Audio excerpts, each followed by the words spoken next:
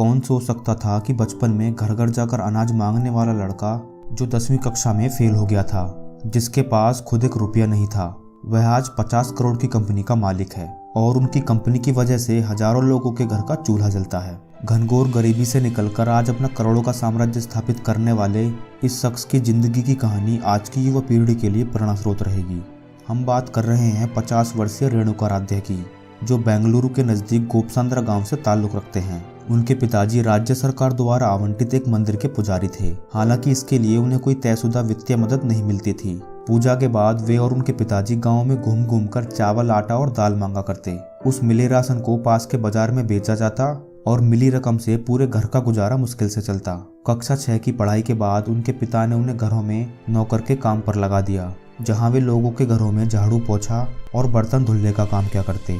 उसके बाद उनके पिता ने उन्हें एक बुजुर्ग चर्मरोगी व्यक्ति के घर पर उसकी सेवा सत्कार में लगा दिया, जहां वह उस बुजुर्ग को नहलाते धुलाते और उसके शरीर पर मलहम लगाते थे। इसी बीच उनके पिता का देहांत हो गया। सारी पारिवारिक जिम्मेदारियां अब उन पर ही आ गईं। पढ़ाई लिखाई के लिए समय न मिलने की वजह से वे 10वीं में फेल हो गए। उसके बाद उन्हें पढ़ाई छोड़नी पड़ी और रुपये पैसे कमाने के चक्कर में वे एड लैब्स में स्वीपर भी रहे और अलग अलग जगहों पर मजदूरी भी की। उस समय वे बुरी संगत में फंस गए, जहां रोज शराब पीना और जुआ खेलना उनकी आदत बन गई थी।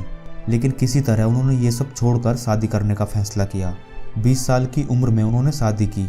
शादी के कुछ समय बाद ही उनकी पत्नी को भी मजबूरन किसी कंपनी में हेल्परी का काम करना पड़ा।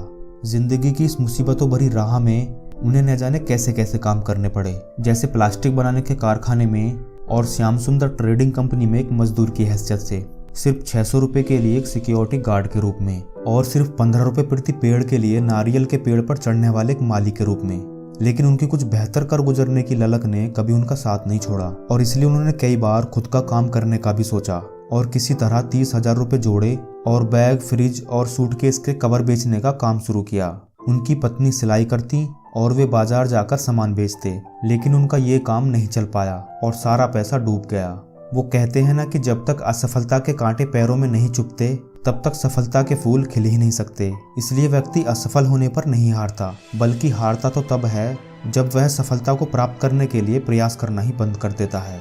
अधिकांश लोग असफल होने पर स्वयं को निराशावादी बना लेते हैं, लेकिन जो व्यक्ति अंधेरे पथ में भी स्वयं दीपक बनकर अपनी राह तलाश लेता है, वास्तव में वही इंसान सफल और कर्मठ है। रेणुका के जीवन ने तब जाकर करवट ली जब उन्होंने सब कुछ छोड़कर एक ड्राइवर बनने का फैसला किया, लेकिन उनके पास ड्राइवरी सीखने के भी पैसे नहीं थे। अपनी शादी की अंगूठी गिरवी रखकर उन्होंने ड्राइविंग लाइसेंस प्राप्त किया। उसके बाद उन्हें ड्राइवर का जॉब मिला, लेकिन किस्मत उनके हाथों से एक एक्सीडेंट हो गया और उन्हें नौकरी से निकाल दिया गया। उसके बाद उन्होंने हॉस्पिटल में डेड बॉडी के ट्रांसपोर्टेशन का काम 4 साल तक किया, लेकिन पैसे कम मिलने की वजह से उन्होंने दूसरी कंपनी में काम करने का सोचा, जहां विदेशी पर्यटकों को टूर पर ले जाना होता। विदेशी पर्यटक इन्हें डॉलर में टिप भी देते। रेणुका इन पैसों को जमा करने लगे और इन्हीं जमा पैसों और पत्नी के पीएफ से 2001 में एक पुरानी इंडिका कार खरीदी और फिर उसकी कमाई से 1.5 साल के भीतर ही दूसरी गाड़ी खरीद ली। धीरे धीरे 2006 तक उनके पास 5 गाड़ियां हो चुकी थी और खुद की सिटी सफारी नाम से कंपनी भी शुरू कर ली। लेकिन कुछ बड़ा करने की चाहत अभी पूरी कहाँ हुई थी। कहते हैं ना कि किस्मत भी हिम्मत वालों का ही साथ देती है।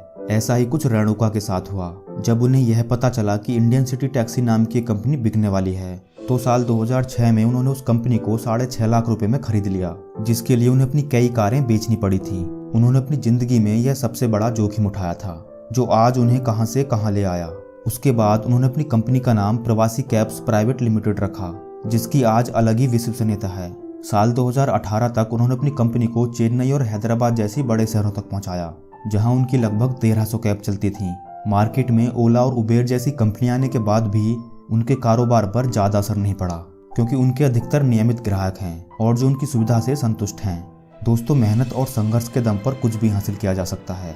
कभी घर घर भीख मांगने वाला बच्चा, बाद में मजदूरी और मामूली सिक्योरिटी गार्ड की नौकरी, और आज की तारीख में 500 करोड़ की कंपनी का मालिक, जो खुद 23 लाख की गाड़ी से चलता है। दोस्तों, संसार के 2 मार्ग हैं, एक में जीत तो दूसरे में हार, एक में खुशी है तो दूसरे में दुख। ऐसे ही जीवन भी 2 बातों पर आधारित है, सफलता और असफलता। यदि आप किसी सफल इंसान की सफलता का राज देखेंगे तो आप उसके इतिहास को उठाकर देख लें। इतिहास गवाह होगा कि वह व्यक्ति सफल होने के लिए कई बार असफलता की राहों से गुजरा होगा। जीवन में सफलता घबराकर, डरकर, भागकर या किसी दूसरे के द्वारा नहीं पाई जाती। सफलता तो आपके मजबूत इरादों, आपके साहस और अपने आप पर विश्वास करके ही पाई जाती है।